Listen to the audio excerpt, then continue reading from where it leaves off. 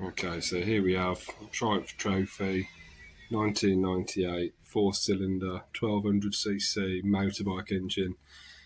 Issue was coolant in the oil. Suspected cause was the silicon had worn down over time. So as you can see, that's all been replaced, and we're going to start putting this hopefully back together today. Just need to clean the top off the mating surface for the where the gasket's going to go, just all along here. Try and get that off. Put the dowels back in and get it fitted with any luck, and then hopefully we'll get back on the old bike and we'll be good to go. So when we took this engine apart, we noticed that these 3 bolts here were missing. When we'd sent the head off to the machine shop, because it was out, he said to us the engine was quite out on the exhaust side, so it seems that maybe this is what's caused the head to warp and everything to go wrong. And then of course after that had warped, probably as well alongside, as I said, with the breakdown of the silicon sealant, which you can see it's a blue bead, but you can't see it really down there. Just holds the liners in. With the wear down of that, it was just all going down the side and straight into the sump. So hopefully doing all this work will hopefully, fingers crossed, sort it all out. Okay, the mating surface cleaned. I've cleaned, I used a little bit of this, where's it gone? A bit of a little red bit of Scotch pad to do a nice enough trick, put a bit of brake cleaner on it. Seems to have done what I needed it to do. I've cleaned up these bits here for the 2 dowels, one here and one there. I've cleaned up these 3 holes here for the missing screws, which I think I've measured them with my little vernier, and I think they're going to be like M5 bolts. But I'll have a look when I get it all in. I'll find the depth and I'll go up, and if I need to go and make a few, I'll make a few. If not, I'll just go and buy them. Couldn't seem to find them on Fowler's when I was ordering the other things. These are the dowels I got. On the website, it seemed to suggest that you needed 3. However, the pack, I ordered a little pack for everything that you tend to need if you're rebuilding, or putting a new head gasket in, etc. That's my little box of goodies from Fowler's. And yes, they've only sent 2 in that set, and I think you only need 2 as well. So can't see where the 3rd would go. That's the dowels. Ignore that bit there. If that helps anyone, that's the size that you need. 8x14. Next thing is put the dowels in, get the new head gasket fitted, and have a look. Here's the 2 gaskets next to each other. Obviously this is the one that came out of the bike. Looking rather sorry for itself. That's our nice new one. That's going to go in. Obviously there is a certain way it's got to go in, but they've made it quite idiot proof, fortunately for me. Because this gasket is only going to fit on like this, with these holes going over the dowels, one there, and I'll see this one here. Seems in the Haynes manual it says to remove obviously all this. I didn't feel like you needed to do it. What I will say is it makes fitting these a bit of a pain. Obviously they wouldn't slide in, so I hit them with my rubber hammer, which you can just see there. And it's been a bit, I was quite lucky actually. I caught it on the corner, but if I hadn't, you can't get a good hit in it with this here. Bear that in mind if you're trying to cut a corner. So that's the head gasket on. Didn't want to go past the dowels. I'd give it a little bit of a push. Yeah, that's it. Feels nice. This was a little tip I got from somewhere. I don't know if I watched somebody on YouTube do it. But it definitely makes life a bit easier when you're trying to pass it through things, and if you drop it down, you can always get it back out. Next job is to put the head on. So I head back from the engine shop. Lovely, skim nice, very nice. So you can put that on, but again, like I said, with this little thing, these little cable ties through the cam chain, just going to make it easier when I need to pass it through this hole here. It's not so much of an issue dropping it at the minute, it's hard to drop, but like I say, because even if I just to let it go, it's only going to fall to there. But you don't want to be fishing it out of this, messing around with things more than you need to. Right, okay, let's get the head on. Okay, not much more to it. Didn't go straight on, it needed a bit of persuading, but not too hard. I have had to turn the engine on the side here because the next part, there's like a little horseshoe, I don't even know what you call them, gasket type things. They actually go in these holes where the missing bolts were. 1, 2, 3. I'll show you in a sec when I get them out of the box. Yeah, it seems to have gone on all right. It's just going to be put the bolts in, get them all finger tight, and then we'll go through the torque sequence. Worth noting, spoke to one of the sort of Triumph lads, Triumph specialist, and he says, he's told me how to put the engine back together. He says, you don't need to put any gasket sealant on it. As you see, and I put that in dry. And the bolts, I'm just going to put a tiny bit of oil on them just to help them go in. Just a bit of normal engine oil. I'm not going to put loads on, just a little bit. I'm going to put them all down. I'm not using any thread locker. I'm not using any assembly lube. I don't know if that's the right thing to do. I mean, like I said, the specialist told me I trust him more than anyone else. If you want to check it yourself, call your engine builder and see what they say. It's also worth noting that you don't actually need to take the engine off the bike to do any of this. The only reason I have is because I wasn't entirely sure how much of the work I was going to do myself and what I was going to outsource. As it's happened, I didn't know anything about the cylinder liners. So I took that down again to a Triumph Tech down at Bollington Airport. It was Leo I spoke to, and he sorted all that out for me. But obviously much easier, especially for me, to just take the engine down than it was to take the entire bike over, especially being, of course, because you can't move it, you have to load the bike onto a truck, take it over, etc., etc. Personally, I think it's easier to work on it at waist height, but we'll see what happens. There's a few other jobs that need doing on the bike as well, oil seals for the forks. The back brake seems to be stuck on, so I'll have to take that apart. I wouldn't mind giving the centre stand a touch of paint as well. There we are.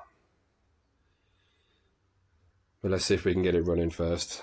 I mean, it did run before I took it apart, but like I say, it's no good having the oil and the coolant mixing together. So I need to sort that out if I'm going to have it for any length of time. But right, next is going to be put the bolts in and the little washers. Let's get to it. Okay, so we're getting ready now to put the head bolts in. These are the little things I was telling you about. The horseshoe washers that are going to go in these 3 gaps. 1, 2, 3. Imagine it's the same on the 900, except of course you've got a cylinder less, so whereas I've got 3, you'll have 2. Now, I measured that and I had it down as an M5, whereas here somebody's clearly wrote on it M6. Now, the Haynes manual does say that you've got to cut these gaskets in half. Well, that's what I've understood it to mean. You've got to cut these gaskets in half to get the required shape. So maybe it is an M5. We'll find out as we go on. I'll have to buy an M5 bolt and an M6 bolt and see which one fits. Well, I suppose we'll have some indication when you actually fit these bits in. Now, your head bolts, if you do buy it from Fowler's, which did seem to be the best kit I could buy, wrap them all individually. They're selling seemingly individually. These are your bolts that you need. I can't remember what the size is, so there we are. That helps anyone. M10 125 by 176.5 TX15. Remember, these are stretch bolts, so if you take them out, you shouldn't use them again. Don't know if you even can, I ain't sure. Like I said, I'm just going to take a little dab of oil. That's why I've got my little gloves on. And I mean a very little amount. I can't show you because I haven't got enough hands. And then I'm just going to put them in finger loose. Okay, let's get to it. So that's done, that's them all down now. Finger tight. 10 in this engine. I think it's 8 in the 900. So as you can see, nice. I'll go through in a second the stage 1 torque settings. From what I remember, there's a stage 1, stage 2, and then the last bit to finish it off is a 90-degree turn. I think you can use, they call it an angle gauge or something. I mean, if it was, maybe it was a different angle, perhaps I'd bother with it, but I mean, it's 90 degrees, you know, so you could probably get away with marking it, which is what I'm going to try and do. What I was going to say before with the set from Fowl is, if you buy the kit where you get the head gasket, a few seals and washers and whatnot, they don't include the Torx bolts, so you've got to order them separately. I don't know if you can get them cheaper elsewhere. I didn't look. I thought I'm on the site, I need them anyway. I'll just get them ordered. It's worth keeping the old bolts, because I mean, I'll come across a few, I don't know, just bits and pieces of crap that are stuck in the threads. You know, I've fished a lot of them out. If you keep the old ones, you could cut a notch into them or something and just, you know, fish out a lot of the dirt that way. I didn't need to do anything that severe. It's also worth keeping the old head gasket. Great place to keep a drink while you're doing the work, if you're working in a limited space like I am. And the other thing is the little gasket things that are sitting there. As I said, I understood the manual to say that you needed to cut them in half to fit them. Didn't seem to be the case. They've got in absolutely fine. No issues whatsoever. The next thing to do is torque them all down, and then I might leave it there for today. Okay. The other thing you're going to have to notice is there's a pattern that you've got to tighten these down in, otherwise you risk warping the head before you even set off. The pattern, I've got it here, so I'll just show you in the book. For my engine is this one. So take note of, well, something obvious, you know, so this is where your camshaft sits, right? I don't go from there.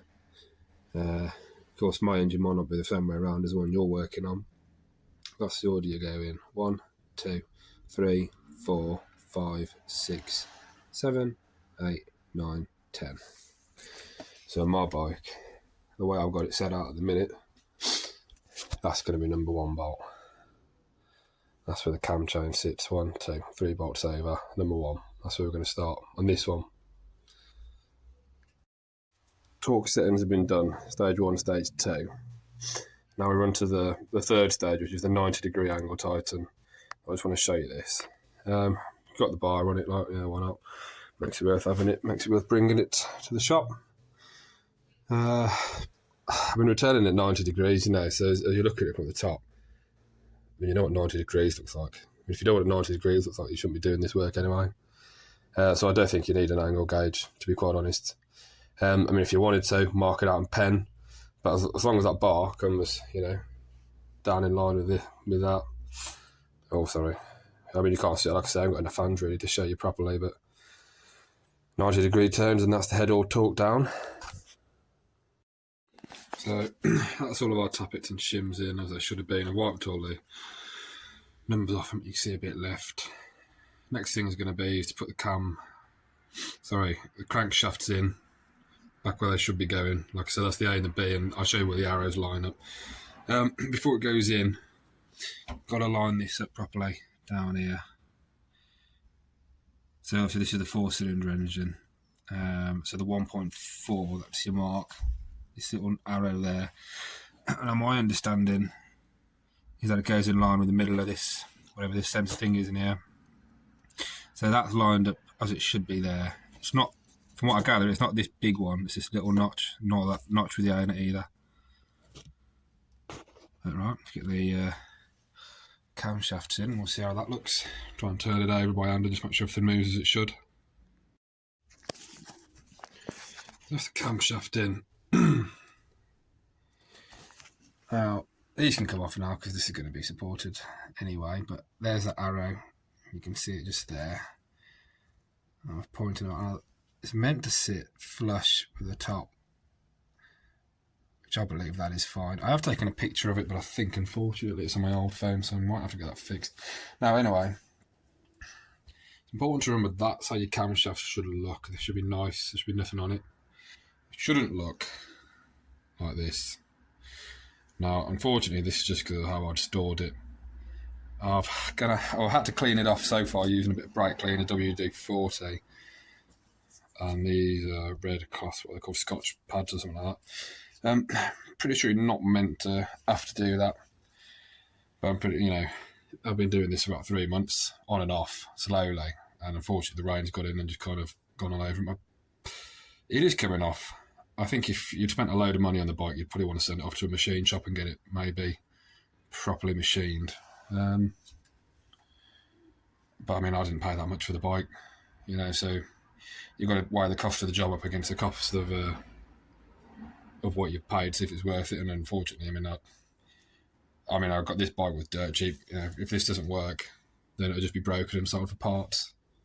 But it's worth taking a chance to see what will happen. So let's find out. It's worth noting, if you do anything like I've had to do here to clean up, all the lobes and whatnot, that the oil seems to come through this hole here, go into that hole there, and then it travels all through the shaft. So if you do have to do any work where you've got to clean, it's worth noting that, so you do keep these clean and don't, make sure they're not blocked with any gunk and whatever. You do a bit more cleaning and put it back on, get it set right. Just wanted to make a note of that. It's also worth putting oil across everywhere that you're going to be putting any metal touching metal. So in all of these, in all the holes, I'll put it across all the tappets, and I'm going to put it across all the lobes. And then just before I put it in, and then I will put it all down on the bolts when I seal these in with the little holders as well. Right, let's do it then. Right, so as I said, I've done this over a few days, well, months. We're at the point now, all that's got to go on is just the valve cover. I need to put the gasket in on the top of it. We'll do that. I'll do that and I'll show you what it's put on. All we've had to do is just put these in. The numbers align with where they should be. 1, 2, if you can see it, 3, and so on. This has got to be bolted on. Just be careful, because I did this. When you're putting these little bolts in, they have got to be torqued down, but when you put these bolts in, you don't drop them down the hole. It's an absolute pain to try and get it back out. The other thing is, when I was putting the camshafts in yesterday, as you can see where there are little arrows. Try to look for the lens at the same time and you can't really see it. No, you can see them where you're right, but you can't see them on the video. Oh well. They face in. Now, when you're putting it in without the tensioner in place already, it can jump, which is what it did to me, which is why I give up on it yesterday. Come back again today. Everything's tight now. This gasket needs to be replaced down here. So I'll do that again. I just wanted to get it in place to make sure it was all still in time. As you turn it over, see, that's all still in line. Yeah, it's a shame you just can't quite. Oh, there's one arrow. This is going to be too difficult to see, I think, but it is there. Just turn it over and make sure everything still lines up. Because it's going to be a right pain, again, to put it back on, find out that it's not the case and everything's banging off each other. You could just be scrap at that point. So, from where I left it in the last little clip, these are in. These are all in time. This is in. These are torqued down, if I remember rightly, to 10 Newton meters of torque. I need to torque these down next. I need to replace that gasket, as I said, in the tensioner. And that should be that should be all sorted. It's just ready for the cover to go on. It seems to be that two terms of that little marker, these should be back in line with each other then. Right, so we're going to leave it for today, and that's it virtually done. And then hopefully we can get it back in the bike and get it running. So we're about to fit the engine back onto the bike. 3 mounting points on each side. One right here where the radiator attachment's going to go to. Make sure that's on. Another one just here, and one down there. You're going to need someone to help you with this, especially if your jack's broken like ours is. Right, let's put it on. Okay, so the engine is now on the bike through those mounting points. It was an absolute nightmare of a job. When I took it apart, I never undid this bolt. Thought I didn't need to do it. The swing arm bolt, that's it. Thought I didn't need to do it. It turns out you do. But live and learn anyway. Just got to tighten them all up. You have to hold the back of it with a spanner. T55 bit to get that all tightened up again. And that's it secure on the bike anyway. So from where we last left off, I've put the cam chain, the cam chain tension has been put on. The camshafts have been put on, they've been bolted down. They get bolted down to 10 Newton meters. I had a problem with one of them. It was actually this one. Well, this end of it. It seemed to just strip the thread out the bolt, so I had to helicoil that. Other than that, it's all fairly straightforward. Bits and pieces. Torque them all down, like I say, the clamps to 10 Newton meters. I put a new gasket on this because my other one just disintegrated when it came off. So I put some silicone on that, held all that in together. I did run a thin bit of oil across the bottom of it before I sealed it down. I don't know if that's what you're meant to do or not, but we'll see what happens. I've tightened this down again. These are to go down to 10 Newton meters. The camshaft tension is torqued up to 9 Newton meters. The oil feed into the head, that went in at, I've got this down to being 20 Newton meters, but I'm looking at the Haynes manual for all my torque settings. And that's it, guys, really. It's back on the bike. Not really much more to it than that. Just got to get it running again.